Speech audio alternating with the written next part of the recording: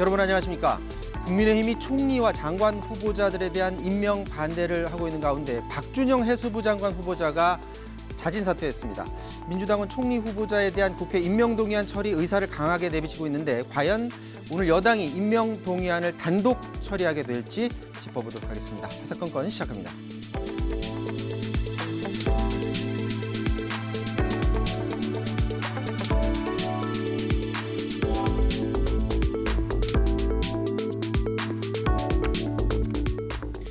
네, 여의도 사사건건 오늘은 최영일, 김성환 시사평론가와 함께 정치권 주요 이슈 알아보도록 하겠습니다. 안녕하십니까? 안녕하세요. 네, 안녕하세요.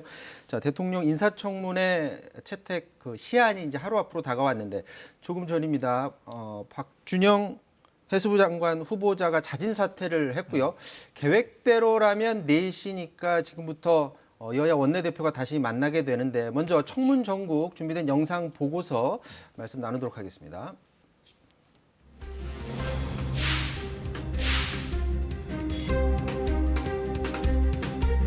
코로나19 엄중한 상황이고 민생도 어려운데 국정을 통할할 국무총리를 장시간 공백으로 놔두는 것은 바람직하지 않다는 생각을 했고요. 총리 인준 문제는 조속 결론내는 것이 옳다. 먼저 하실 차례입니다. 아, 그런가요?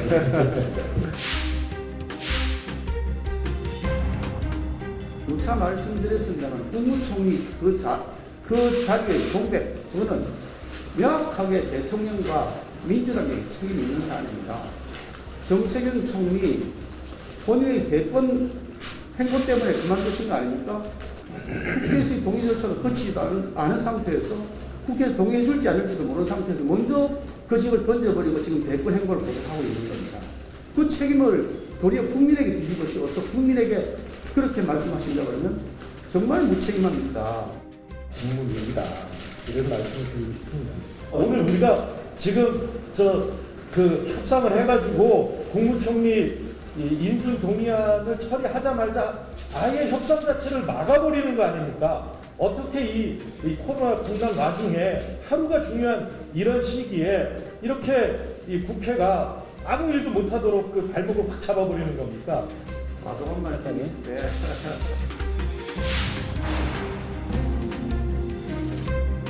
여든 야든 국민과 함께 가지 않는다는 도태될 겁니다. 지금 영상 보셨다시피 여야 원내대표 카메라가 찍고 있는데 굉장히 멘트를 강하게 목소리를 높이고 있습니다.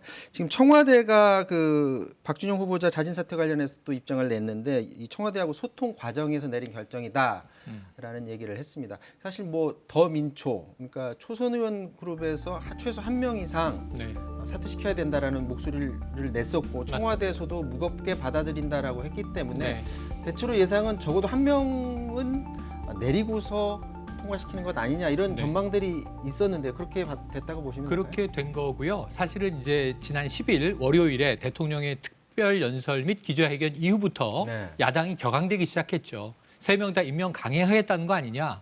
야당은 3명 다 부적격이다. 심지어는 이제 총리 후보인 김부겸 후보자도 부적격이다. 이렇게 얘기를 하고 있었는데 문제는 청와대 입장은 임명 강행 아니다였어요. 이 국회 논의를 지켜본 후에 종합적 판단을 내리겠다는 게 청와대 입장이었다. 근데 이제 국민 눈높이도 있고 지금 국회 교착돼 있고 이 상황이 일주일 가까이 가다 보니까 재송부 요청은 내일까지 했지만 결국은 청와대와의 후보자와의 교감 하에 이 3명 중에 1명은 오늘 낙마를 한 겁니다. 그럼 청와대의 결정은 이 선에서 내려진 것으로 보고요. 2명은 청와대 입장에서는 임명시켜야겠다. 이것으로 보여지는데 문제는 지금 야당의 입장은요. 지금 1명이냐, 2명이냐, 3명이냐 사실은 요구하는 게 야당의 요구가 몇 가지가 있습니다. 법사위원장 문제까지 해서 지금 그 기싸움을 우리가 보고 있는 건데 떡 하나 주면 안 잡아먹지가 언제까지 가냐면요. 떡을 다 줄 때까지 갑니다. 그래서 이 3명 끝까지 갈 거라고 보세요? 그래서 이 평행선은 오래 갈 것이다. 왜? 야당은 지금 원하는 것이 있고 4.7 재보선 이후에 심판받은 집권 여당에 대해서 전리품을 받아야 한다는 생각에 지금 취해 있거든요. 그러면서 저는 이 평행선은 김기현 원내대표는 좀 강하게 나올 것으로 봅니다. 지금 방금 말씀하신 것처럼 총리 후보자 인준 과정과도 지금 이게 연관이 되어 있는 상태인데 적어도 총리 후보자 관련해서 임명 동의 과정은 빨리 본회의를 처리하자는 게 이쪽 여당의 그런 입장인 그런 상황입니다. 국민의힘은 앞서 말씀하신 것처럼 나머지 2명의 장관 후보자도 반드시 낙마시키겠다 이런 입장인데 아까 앞서 영상에서 잠깐 봤는데 여야 원내대표가 격앙된 목소리로 또 3차 회동을 가졌어요. 오늘 안에 결론을 내릴 수 있을까요? 총리 문제는 오늘 안에 결론이 날 거라고 생각합니다. 날 거라고 보세요? 예. 그리고 장관 후보자 나머지 이제 2명에 대해서는 인사청무 경과 보고서를 채택을 해야 되는 상황이거든요. 근데 오늘 그 회의까지 다 열지 아니면 내일 아침에 오전에 열지 이건 좀 지켜봐야 되는 상황 같은데요. 왜 제가 이렇게 말씀드리냐면은 문재인 대통령 한미 정상회담이 21일입니다. 그렇죠. 지금 8일밖에 남지 않았어요. 그리고 지금 코로나19 상황이기도 하고요. 그러니까 총리 자리를 비워두기 좀 어려운 측면이 있다는 겁니다. 그리고 무엇보다 김부겸 후보자가 예를 들어서 부적격이다라고 얘기할 만큼 꼬집어서 얘기할 만한 뭔가 의혹이 제기가 되거나 이런 상황이면 또 모르겠는데 그렇지 않다는 거예요. 국민의힘이 당초 부적격이다 이렇게 얘기하지 않다가 오늘 이제 부적격이라고 하는 딱지를 달았더라고요. 네. 근데 그런 것처럼 일종의 공학적 접근으로 문재인 정부의 인사 실패 이런 것들을 부각하기 위한 전략으로서 국무총리 카드를 사용하는 것은 여당 입장에서도 받아들이기 좀 어려울 것이다 이렇게 보입니다. 방금 전에 말씀하실 때 오늘 안에 결론 내린다고 예상을 하셨는데 그렇다면 야당이 끝끝내 반대한다면 현재 국회의장이 직권상정으로라도 협치를 강조해 왔지만 그럼에도 불구하고 직권상정해서라도 처리할 것이다 이렇게 그럼 예상을 하시는 거예요? 그러니까 장관 후보자와 별도로 국무총리 후보자만 볼 때는 야당의 주장이 명분이 좀 떨어지고 네. 그렇다는 겁니다. 그러니까 국회의장 입장에서는 선택할 수 있는 여지가 좀 더 넓어져 있는 상황이라고 볼 수 있는 거죠. 앞서 말씀드렸던 것처럼 한미 정상회담, 코로나19 상황 이런 것들을 종합적으로 고려해 볼 때 야당 인사청문회와 관련되는 부분은 별도로 분리해서 판단을 해도 되겠다 이렇게 박병석 국회의장이 볼 거라고 봅니다. 그래서 오늘 아마 저녁쯤에 저녁이나 밤쯤에 제가 볼 땐 본회의가 열릴 가능성이 매우 높다고 생각합니다. 그러니까 최영일 평론가님 앞서 말씀하실 때 야당이 끝까지 그러니까 3명의 그 후보자가 낙마될 때까지 끝까지 주장할 가능성이 주장할 있다. 가능성이 네. 높다라고 말씀하셨는데 네네. 근데 지금까지 얻어낸 성과를 보면 인사청문회 문제점이 여러 차례 지금 강조가 되어 오면서 그렇죠. 얻어낸 게 좀 있을 거 아닙니까? 그리고 그렇죠. 최소 1명 물론 이제 정의당 같은 경우는 2명을 얘기를 했지만 네. 최소 1명을 낙마시킴으로 해서 어느 정도 야당으로서의 역할은 했다고도 볼 수 있는데 그럼에도 불구하고 끝까지 갈 것이라고 좀 예상을 네. 하시는 거죠? 국회의 여야 합의 과정으로 본다면 야당은 우린 조건을 걸었고 그다음에 이게 타당하고 갈 때까지 간다. 이게 될 수 있고요. 내일 이후에는 나머지 2명의 장관 후보자는 임명 강행 가능성이 있죠. 지금 그리고 김평론가님 말씀에 동의하는 게 오늘 1명이 자진 사퇴한 시점에 총리 후보를 총리로 관철시키지 않으면 네. 시간이 늘어지면 여당이 또 불리해져요. 다른 조건이 계속 제시될 것이기 때문에 속전속결이 좋습니다. 근데 야당은 그것도 나쁘지 않은 거예요. 플랜 B는 뭐냐 하면 봐라. 총리도 단독으로 여당이 통과시키지 않느냐. 이거 임명 동의안을 여야 합의로 표결 처리해야 되는 것인데 결국은 야당을 배제했다. 그다음에 내일 자 1명 겨우 사퇴하고 2명도 부적격인데 임명 강행했다. 31번째 임명 강행이 나왔다. 이런 얘기를 할 거란 말이에요. 그럼 야당은 또 뭐라고 비판을 하냐면 이 정부가 결국 독선과 오만을 아직 못 버렸다. 재보선 때 죽비 같은 심판을 받았다고 대통령이 언급했지만 결국은 바뀌지 않았다. 이렇게 정치 공세하는데 플랜 B도 나쁘지가 않고 뭐 이제 장관 후보자 한두 명 더 낙마시켜 준다면 그걸 가지고 또 야당의 입장은 관철됐다는 공과를 내세울 수 있고 그러니까 이쪽 저쪽 다 나쁘지 않아요. 어찌 보면 좀 과하게 표현하면 꽃놀이패다. 둘 다. 그러면 야당은 갈 때까지 갈 수밖에 없는 거죠. 가도 좋겠다고 생각을 하는 거고 그래서 오늘 야당의 동의를 얻어내기는 어려워 보이는데 여당은 또 여당의 길을 가야 하는 시점이 정해져 있는 것 같습니다. 야당이 또 이제 그렇게 행동하는 것을 과연 국민들이 어떻게 볼지도 사실은 관심입니다. 그렇죠. 이 대통령이 박준영 후보자를 최종 낙마시키는 그 과정을 보면 뭐 더민초 같은 여당 내 의원들 생각뿐만이 아니라 국민들 생각도 굉장히 중요하게 봤을 것 아닌가 그런 생각을 드는데 최근 여론조사 결과를 보면 물론 이제 특정인 1명 후보자에 대한 조사는 아닙니다. 3명의 장관 후보자들에 대해서 모두 낙마시키는 데 대해서 여론을 한번 물어봤더니 임명 찬성은 30% 정도밖에 안 되고요. 임명 반대, 그러니까 3명을 동시에 물었습니다. 3명 동시에 임명하는 데 대해서는 한 57.5%가 반대하는 그런 결과가 나왔는데 또 반면에 대통령 그 국정 지지율 같은 경우에 보면 조금 올랐고요. 민주당 그리고 국민의힘 동반 하락했습니다. 이런 전반적인 여론도 봐가면서 대통령이 판단하지 않았을까 그런 생각이 드는데요. 네, 맞습니다. 그러니까 국민의힘에서 마구잡이로 이렇게 밀어붙인다고 해서 지지율이 더 올라가거나 국민들의 성원을 받는 건 아니에요. 그게 이제 정치의 딜레마일 수 있는데요. 그러니까 국민의힘이 확실히 기선을 잡은 건 분명하고요. 그리고 국민적인 여론을 등에 업고 있는 것도 일부 사실이라고 생각이 드는데 문제는 또 국정을 운영해야 한다고 하는 측면이 있단 말이에요. 너무 흔들게 되면 거기에 따르는 역풍이라든가 반작용이 생겨날 수밖에 없기 때문에 국민의힘이 어느 정도 힘 조절을 할 것이냐 이게 굉장히 중요하다고 보이고요. 네. 앞서 말씀하셨던 국민의힘 전략이 아마 저도 그렇게 될 거라고 생각하는데요. 근데 민주당 입장에서 보면 그걸 빨리 끊어줘야 되는 작업을 해야 되는 거 아닙니까? 그러니까 그 끊어주는 게 지금 박준영 후보자의 경우에는 사실은 관세법 위반 문제, 법적인 어떤 위법 논란이 좀 휩싸여 있는 측면이 있거든요. 그리고 여심을 건드렸다고 하는 측면도 같이 고려하지 않을 수가 없고 문재인 대통령이 취임 4주년 특별연설에서 이명박 후보자의 경우에는 여성들의 롤모델 이런 식의 표현들을 사용하고 여성의 사회적 진출에 관한 부분도 신경 썼다고 얘기를 했기 때문에 더 이상 더 양보할 여지는 없다 이렇게 보인다는 거죠. 그럴 때는 최대한 빨리 일들을 정리하고 그리고 난 다음에 다시 시작하는 게 정치 전략상으로 맞다 이렇게 판단할 가능성이 높다는 거죠. 일단 당장 지켜봐야 될 것은 지금 원내대표 간 회동에서 어떤 결론을 그렇습니다. 내릴지 오늘 본회의 예상대로 열릴 수 있을지를 좀 지켜봐야 될 것 같습니다. 그래서 국민의힘 얘기를 좀 해보면요. 지금 당권 레이스가 가열되고 있는 상황인데 중진 의원들과 그리고 초선 의원들 간의 어떤 세력 대결로도 지금 비춰지는 상황입니다. 자, 오늘 그 김웅 의원이 당대표 경선 출마를 하면서 변화를 이끄는 기관차가 되겠다라고 말을 했고요. 또 사선의 홍문표 의원 같은 경우에는 경륜, 경험 못지않게 중요하다라는 점을 강조했습니다. 자, 두 의원의 말 잠깐 듣고 오도록 하겠습니다. 변화를 이끄는 기관차가 되려고 합니다. 당의 변화는 당의 얼굴에서부터 시작합니다. 새로운 인물만이 새 시대의 희망을 담을 수 있습니다. 새 리더십만이 낡은 규범을 벗어나 넓은 세상으로 떠나게 할 수 있습니다. 이번 당대표는 내년 대통령 선거를 승리로 이끌어야 하는 막중한 자리입니다. 당대표가 되는 즉시 경선 룰을 미리 정해놓겠습니다. 우리 당의 대통령 후보는 100% 국민 경선으로 결정되어야 합니다.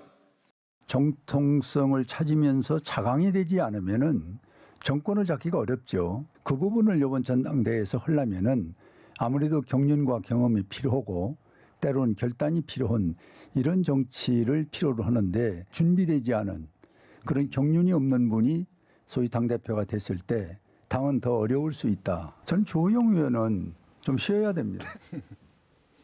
자, 지금 국민의힘 전당대회가 6월 11일 결정이 돼 있는 상태이고 후보들이 잇따라 지금 출마를 하면서 컷오프로 하기로 했습니다. 네네. 지금 그 국민의힘 당 대표 선출 과정에서 관전 포인트를 잡다면 어디를 잡을 수 있을까요? 그거는 지금 딱 우리가 들어본 두 메시지 신구격돌이죠. 신구격돌. 그러니까 사실은 지금 한 10명까지 나올 상황입니다. 컷오프를 안 할 수가 없죠. 네. 본선에서 어떻게 좁혀지느냐 또는 신구 후보들 간의 이합 집산도 우리가 지켜봐야 되는데요. 네. 결국은 이 아까 홍문표 의원의 저 출마의 변에는 정통성이라는 말이 들어있고요. 네. 지금 김웅 초선 의원을 포함해서 젊은 세력은 그 정통성이 문제가 있다. 정통성을 완전히 허물고 바닥에서 새롭게 지어야 한다는 거거든요. 자, 과연 보수 정당의 정체성을 변혁에서 찾으려는 신세력과 그리고 예전에도 좋은 게 있었어. 그걸 또 지켜나가야지. 이러한 보수 속의 보수, 이 중진 세력과 충돌을 지금 하고 있는 건데 지금 우리는 두 사람의 얘기를 봤습니다만 김웅 의원은 지금 당 밖에 홍준표 의원과도 유사한 설전을 펼쳤고요. 지금 또 이제 당내에서는 주호영 의원 같은 경우가 이준석 전 최고위원과 또 똑같은 격돌을 하고 있어요. 네. 그러니까 신구 격돌이 계속 벌어지고 있는데 제일 중요한 것은 누가 정체성의 비전을 국민 보기에 또 당원들 보기에 더 확실하게 보여주느냐의 싸움이라고 봅니다. 지금 방금 말씀하실 때 이준석 전 최고 그리고 김웅 의원 신예들의 등장 그리고 여론조사 같은 결과를 보더라도 약진하고 있어요. 굉장히 약진하고 네. 있고요. 오히려 뭐 다선 의원들이 지금 밑에 지금 바닥에 있는 그런 상황인데 신예들의 이런 부상 이거 어떻게 해석을 해야 될까요?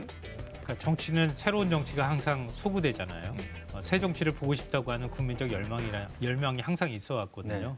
선거 앞두고 나면 새 정치라고 하는 구호가 나오고 그리고 선거 때마다 등장하는 게 물갈이 비율이고 이게 아마 국민들의 정치적 불신이나 이런 것들이 워낙 크기도 하고 뭐 국민의힘에 대한 어떤 기대나 이런 것들도 있을 것 같은데요. 그러니까 새롭게 도전하는 초선들에 대해서 응원하는 목소리가 일반 국민들 사이에서는 좀 있을 수 있다고 보는데요. 지금 현재까지 당의 경선 룰로만 볼 때는 당원들이 70%이기 때문에 이게 당신과 민심이 일치하기가 좀 쉽지 않은 상황이다. 일단 현실적인 문제에서는 그런 말씀 드리고요. 저는 국민의힘이 두 가지가 지금 비어 있다고 생각해요. 하나는 리더십이 비어 있어요. 그러니까 김종인 전 비대위원장 같은 강력한 리더십을 갖고 있는 사람이 있으면 네. 아마 경선 룰도 바꿀 수 있을 거예요. 근데 리더십이 지금 없는 상태잖아요. 그러니까 경선 룰을 건드리게 되면 이거는 일종의 폭탄이 될 수도 있겠다. 아마 제가 볼 때는 건드리기 좀 쉽지 않다 이렇게 생각이 되고요. 네. 그리고 또 하나 비어 있는 게 강력한 대선 주자가 없어요. 그러니까 초선들이 저렇게 활발하게 얘기할 수 있는 겁니다. 만약에 강력한 대선 주자가 한 두세 명 정도가 있다고 하면 초선들은 저렇게 말 못할 거예요. 그만큼 자유로운 분위기에서 얘기할 수 있는 상황이다. 그러니까 그런 면이 아마 지금 신구 갈등 아니면 초선대 중진의 대결 그리고 영남대 비영남의 대결 뭐 이런 형태로 지금 나오고 있는 거 아닌가 싶습니다. 방금 말씀하실 때 강력한 대선 주자라고 얘기를 하셨는데 홍준표 의원 당 밖에 있지만 전반적인 여론조사 결과를 보면 강력하진 않지만 야권에서는 그나마 조금 높은 편이잖아요. 근데 이제 복당 문제가 과연 전당대회 이전에 해결이 될 수 있을지 지금 궁금한데 오늘 김웅 의원이 과거 막말에 대한 사과를 하게 되면 복당의 길이 열려 있다 이렇게 말을 했거든요. 사과 말은 그렇게 어렵지 않을 것 같은데 그렇다면 좀 쉬운 방법이 될 수도 있을까요? 우리가 아는 홍준표 의원이 그럴 사람입니까? 안 할 거로 보세요. 제가 볼 때는 그렇지 않거든요. 네. 그렇게 할 스타일은 아니고요. 본인 스스로가 이른바 트럼프 화법을 썼고 서민들 사이에서는 속 시원하다 이런 평가를 받았다고 본인은 아마 생각할 거예요. 그러니까 그걸 바꿀 것 같아 보이지는 않아요. 하지만 다른 방법을 통해서 복당을 타진하지 않겠습니까? 제가 앞서 리더십 공백 상태라고 말씀드렸잖아요. 그러니까 새로운 리더십이 만들어지기 전까지는 복당 문제는 결정되지 않을 것이다 이렇게 보이고요. 네. 그 전에 홍준표라고 하는 정치인의 몸값을 한창 끌어올릴 수 있는 상황이잖아요. 네. 만약 강력한 힘이 있으면 거기에 들어가기가 어렵지만 힘이 없는 상태이기 때문에 홍 전 대표가 무소속이지만 비록 지금 국민의힘 안으로 쑥 들어가 버렸잖아요. 안으로 들어가서 마치 국민의힘 사람처럼 싸우고 있잖아요. 그것 자체만으로도 지금 홍준표 의원이 이기고 있는 것이나 다름이 없다. 그러니까 차기 당대표의 입장에서는 홍 전 대표를 받아들일 때 그러면 안철수 대표의 통합 문제라든가 이런 것들을 어떻게 풀어갈 것이냐에 대한 구도를 놓고 홍준표 의원의 카드를 같이 놓고 고려를 할 것이다라고 생각합니다. 지금 그 국민의힘 같은 경우는 좀 흥미로운 부분이 신예들의 어떤 등장도 관심이지만 예전에 옛 대표들이 다시 지금 등장을 하고 있어요. 네. 지금 홍준표 의원 말고도 그러니까 황교안 전 대표가 요즘 자꾸 주요 이슈가 되고 있는 상황인데 황교안 전 대표가 이제 미국행을 한 상태입니다. 근데 거기에서 백신과 관련해서 본인의 성과를 얘기를 하면서 이제 그게 이제 성과로 돌아올지 안 돌아올지 모르겠지만 뭐라고 얘기를 했냐면 국민의힘 소속 자치단체장이 있는 서울, 부산 같은 지역이라도 한미동맹의 상징적 차원에서 백신의 지원을 부탁했다라고 말을 했어요. 이렇게 이 말을 하니까 바로 이게 국민 편가르기 아니냐라고 논란이 일고 심지어 당 내부에서도 지금 화면에 나가듯이 장제원 의원 같은 경우에 강하게 반발을 했는데 이후에 또 황교안 전 대표 같은 경우에는 여당에서 적극적으로 협상하라고 압박하고자 예를 든 것이다 이렇게 해명을 하기도 했습니다. 자, 당 내부에서도 반발하게 된 저 발언 그냥 무심히 툭 던진 건지 어떻게 받아들이십니까? 아니요, 저는 계산된 발언이라고 추정을 합니다. 뭐 이제 그건 본인만 아시겠지만 그럼에도 불구하고 본인이 보수 진영에 계속 메시지를 내고 싶은 거예요. 나 아직 살아있다. 그리고 내가 돌아가면 큰일 하겠다. 근데 이제 미국으로 떠날 때 무슨 얘기를 했냐면 자신의 존재감을 보여주겠다 이런 얘기를 하고 떠났는데 존재감이 지금 탈북 운동가하고 이제 회동을 한번 했고요. 그리고 지금 이제 백신 얘기를 압박했다고 하는 건데 저 압박이 과연 미국이 우리에게 주는 백신에 뭔가 플러스 알파가 될 수 있을지도 의구심이 들거니와 그리고 우리 국민들은 정말 이게 가장 나쁜 정치가 갈라치는 정치인데 백신, 국민의 건강, 생명, 안전과 관련된 백신 문제를 갈라친다. 아니 도대체 이건 트럼프 전 대통령 시절에 민주당 주지사 지역과 공화당 주지사 지역을 차별해서 상당히 문제가 된 바가 있어요. 민주당 주지사가 한국으로부터 직접 검사 키트 사드리고 그러니까 대통령이 주지사를 맹비판하고 그랬거든요. 그러니까 무심히 나온 말이 아닌가 이런 생각이 들거든요. 제가 보기에는 무심히 나온 말이 아니라면 잠재의식에 각인돼 있던 말이 입으로 나온 거니까 더 위험한 거죠. 이게 더 무섭습니다. 차라리 계산된 말이라면 정치적인 어떤 반응을 고려해서 한 말일 수 있지만 무심히 나왔다는 이 무심히는 늘 마음속에 담겨 있었던 말이라는 거죠. 그러면 늘 한반도 지도를 보면서 자 여기는 적성 지역, 여기는 아군 지역 이렇게 구분하고 정치를 하셨다는 겁니까? 네. 이거 더 전 문제 제기가 심각해질 것 같고요. 민주당이나 혹은 일반 국민이 문제 제기하는 것보다 당내 목소리를 듣는 게 매우 중요합니다. 당내에서 아무 도움이 안 된다. 이미 미국행하기 전에 나경원 전 원내대표가요. 같이 투톱 파트너였는데 저는 그분과 결이 다릅니다라고 선긋기를 했잖아요. 당권에 지금 이제 나올 상황인데 그렇다면은 지금 당내 목소리에 귀를 기울이신다면 내가 지금 신구격도를 하면서 변화하려는 당에 구세력이 도움이 안 되는 수도 있구나. 그럼 물러나 있는 게 오히려 원로 중진 내 입장이 될 수도 있겠구나 하는 거 깨달으시면 좋겠는데 아직까지는 권력 의지 의욕이 너무 넘치시는 것 같아서 이것은 본인에게도 좋지 않을 수 있지만 당에게 화가 될 수 있다. 이걸 좀 인식할 시점이 아닌가 싶습니다. 지금 뭐 국민의힘 같은 경우에는 황교안 전 대표뿐만이 아닙니다. 지금 현직에 있는 박진 최영도 의원도 미국에 지금 도착했다라고 하는데 백신 외교를 하겠다고 간 거예요. 이제 대통령이 방미하기 전에 먼저 가서 백신 외교를 하겠다라는 건데 결과만 좋다면 저렇게 야당이 나서서 백신 외교하는 것에 대해서는 어떻게 생각하십니까? 당연하죠. 하나로 힘을 모아서 네. 국민들을 위해서 노력하는 거에 대해서 뭐라고 할 사람이 누가 있겠습니까? 근데 뭔가 타이밍이 약간 좀 이상해요. 그러니까 과거에도 그렇지만 한미 정상회담 앞두면 꼭 야당이 미국 갑니다. 그런 현상이 나타나거든요. 만약에 백신 사절단 보내고 백신 외교하겠다고 생각하면 황교안 전 대표도 뭐 대권 주자로서의 어떤 존재감 부각 문제를 떠나서 진즉 갔어야죠. 그렇지 않습니까? 백신 보릿고개 다 넘었다고 하고 백신 지금 막 쏟아져 들어오는 상황인데 꼭 지금 가가지고 내가 이렇게 백신 많이 확보하려고 노력했습니다. 이미 다 확보하려고 다 준비하고 있는 상황인데 그리고 한미 정상회담 때 백신 문제 얘기 안 나올 수가 없거든요. 위탁 생산이든 뭐든. 근데 그러면 나중에 가서 그거 봐라. 내가 그 다 확보하려고 얘기해 놓은 것이다. 이렇게 얘기할 수 있는 거 아니에요. 그러니까 백신을 만약에 구하려고 외교를 한다고 하면 문재인 정부 백신 제대로 못 구한다고 질타할 때 그때 우리가 보내가지고 우리라도 가가지고 백신 구해오겠다. 이렇게 해야 맞는 것인데 이미 다 실익 계산하고 난 다음에 요 시점에서 요 타이밍에 갔을 때 우리가 어떤 정치적 효과를 거둘 거야. 이렇게 하고 가는 것은 뭔가 좀 진정성이 떨어져 보이는 측면이 있다고 생각합니다. 자, 이제 대선 얘기도 좀 해보도록 하겠습니다. 300일 앞으로 다가왔는데 어제 이재명 지사가 전국 단위 지지 모임 관련해서 출범식을 가졌는데요. 민주평화광장 출범식입니다. 잠깐 모습 보고 오도록 하겠습니다.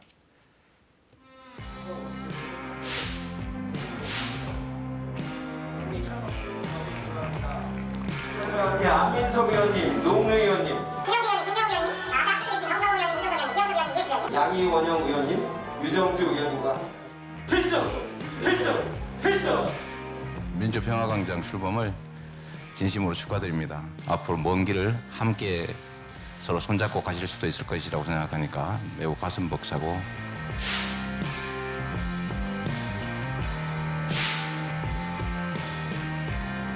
아직까지도 제가 최종 판단을 못하고 있고 또 제가 도정을 맡고 있는 공직자이기 때문에 최대한 저는 저에게 주어진 역할, 임무를 충실하게 수행해야 된다고 생각합니다. 국민의 뜻이 존중되지 않는 정치는 잠시는 몰라도 결코 존재할 수가 없고 결국 국민의 뜻이 가장 중요하다라고 생각합니다. 당 역시 당원이라고 하는 그런 속에 있는 것이기 때문에 결국 국민의 뜻에 따라 결정되고 또 국민의 뜻대로 흘러갈 것이다라고.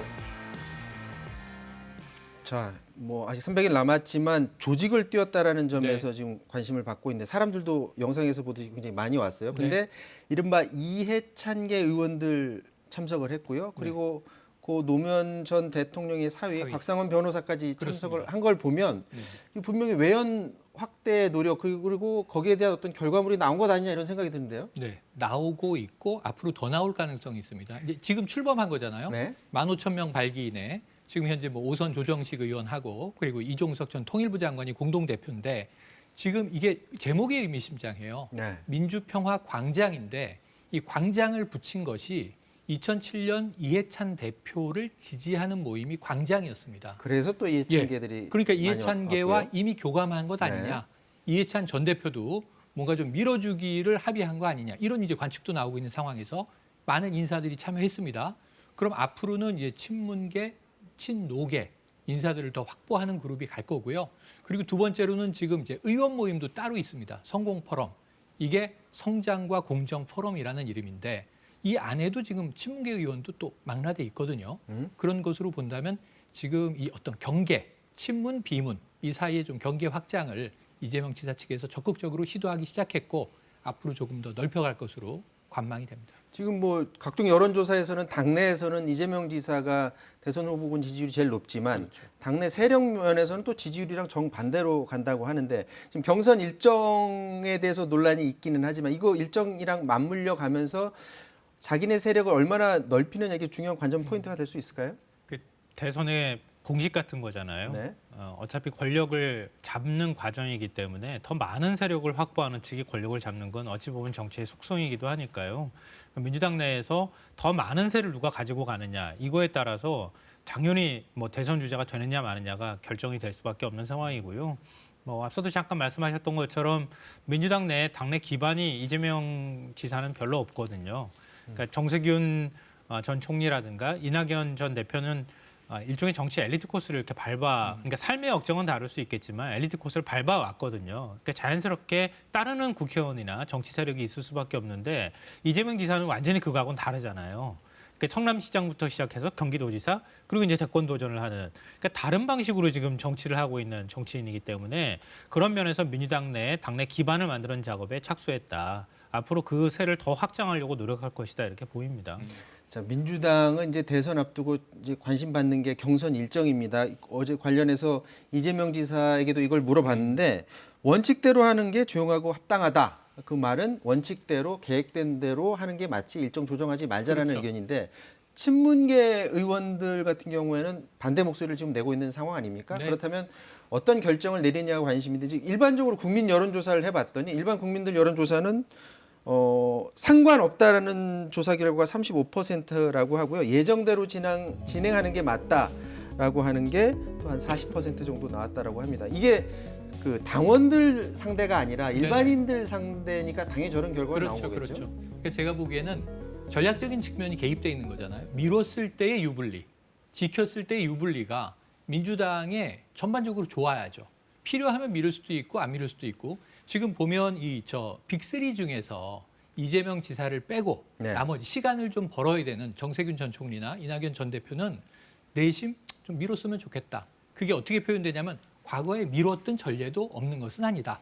이렇게 얘기되는데 하지만 이 결정은 지도부가 하는 것이다. 라고 이제 사실은 우회적으로 연기론을 암시하는 방식의 화법을 쓰고 있는데 이재명 지사도 아직 치열한 신경전은 아닌 것 같아요. 네. 원칙은 지켜지는 게 원만하고 별 문제가 없지 않겠느냐 하는 취지의 얘기거든요. 근데 이게 시간이 좀 지나면 사실은 연기론이 공격적이에요. 왜냐하면 정해진 걸 지키는 게 방어적인 건데 전재수 의원이 먼저 연기해야 한다. 네. 지금 흥행은 다 야당이 몰아가게 생겼다. 우리 먼저 덩그라니 본선주자 뽑아놓고 남의 이제 불구경해야 되는 거 아니야. 이런 입장이었거든요. 그래서 이 부분에 있어서는 전략적인 판단이 필요한데 지도부가 결정할 거고 앞으로 조금씩 치열해질 것으로 보여집니다. 자, 지금 여당에서는 주로 이재명 지사 위주고요. 또 야당에서는 야당은 아니지만 대선 주자로 윤석열 전 총장이 주로 스포트라이트를 받고 있습니다. 과연 이 틀이 깨질지 깨지면 언제 누가 깨트릴지 이 부분도 관심을 가지고 지켜봐야 될 것 같습니다. 지금까지 김성환 최영일 평론가와 정치권 주요 이슈 짚어봤습니다. 고맙습니다. 고맙습니다.